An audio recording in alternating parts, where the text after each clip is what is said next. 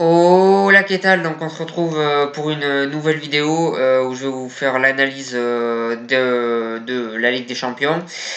Donc en premier, je vais commencer par le match de Tottenham face à l'Ajax et ensuite je ferai celui du Barça face à Liverpool. Donc en premier, je vais analyser Tottenham qui durant les premières minutes jusqu'à qu'ils encaissent ce premier but, on les a vus en souffrance, on les a vus défendre et avoir du mal à défendre. On les a vus dans l'incapacité de pouvoir répondre au jeu que l'Ajax proposait durant ce temps-là. Ensuite, il y a eu ce but de l'Ajax et là l'Ajax a, je pense, volontairement reculé et a essayé de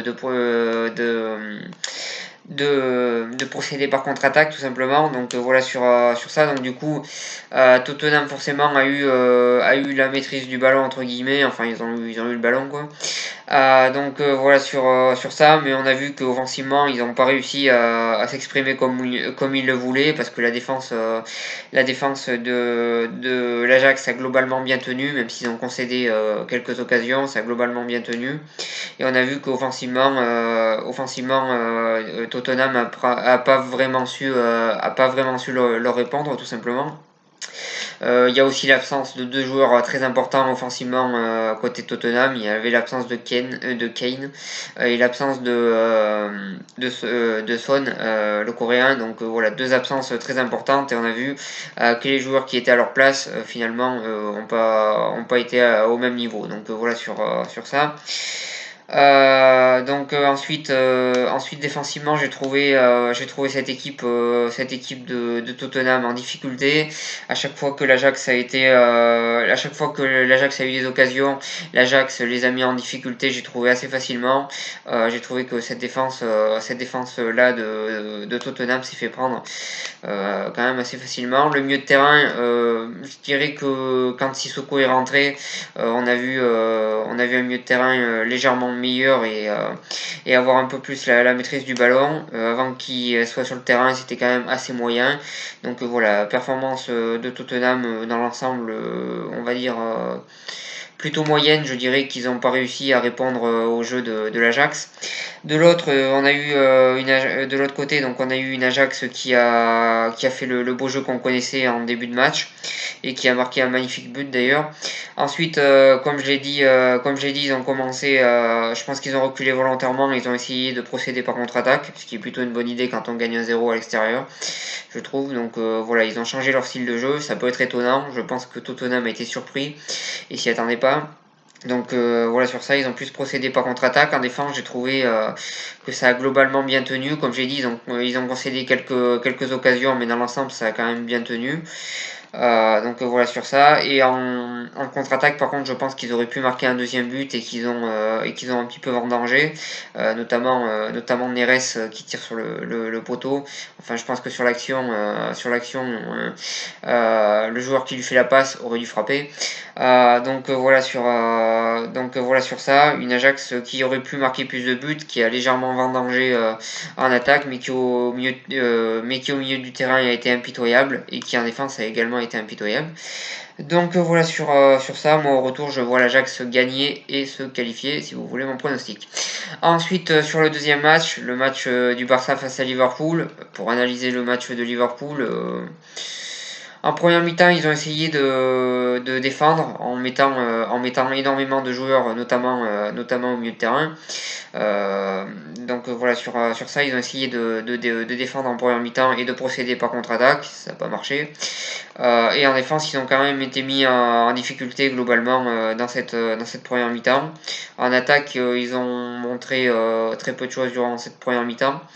En deuxième, c'est eux qui ont eu le ballon et là c'est le Barça, je pense, qui volontairement a décidé de jouer en défense.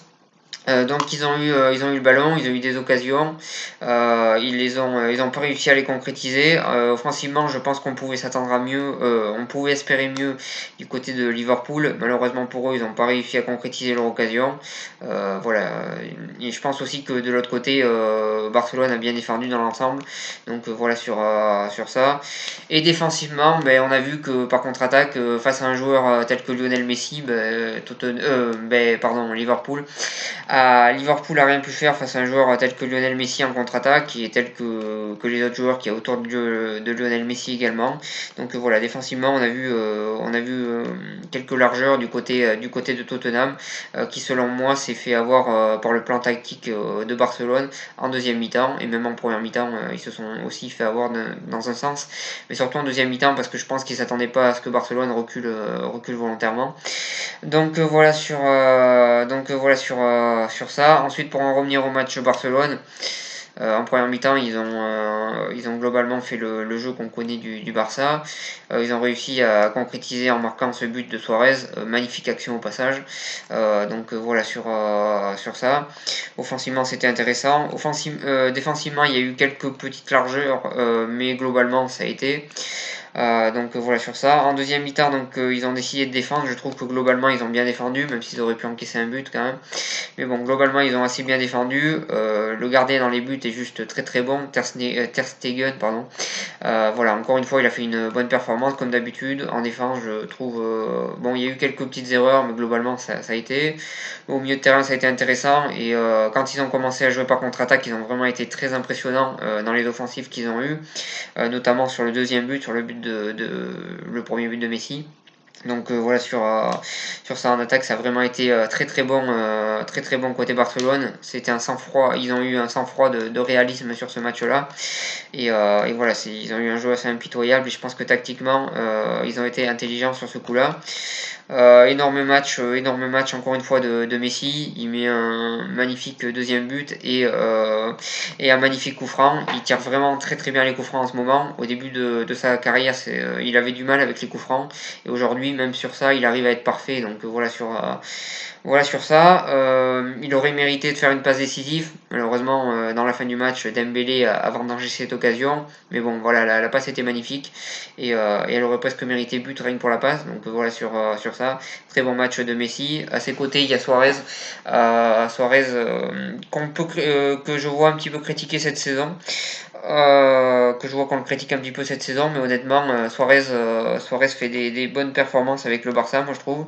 Je le trouve toujours très intéressant. Alors certes, il y a pas mal de matchs en Ligue des Champions qui marquent pas, mais il est intéressant par son style de jeu, et je pense que Suarez fait une bonne saison malgré ce qu'on dit, et hier il fait un bon match, il marque un beau but. Voilà sur ça. Et je pense que Suarez est intéressant aussi offensivement.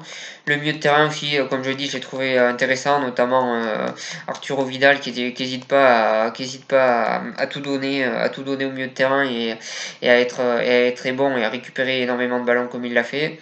La défense, j'ai déjà dit ce que je pensais, donc voilà sur cette analyse. Au retour, je vois une qualification de Barcelone. Voilà sur ça. Je vous remercie de m'avoir suivi, et je vous souhaite une bonne continuation.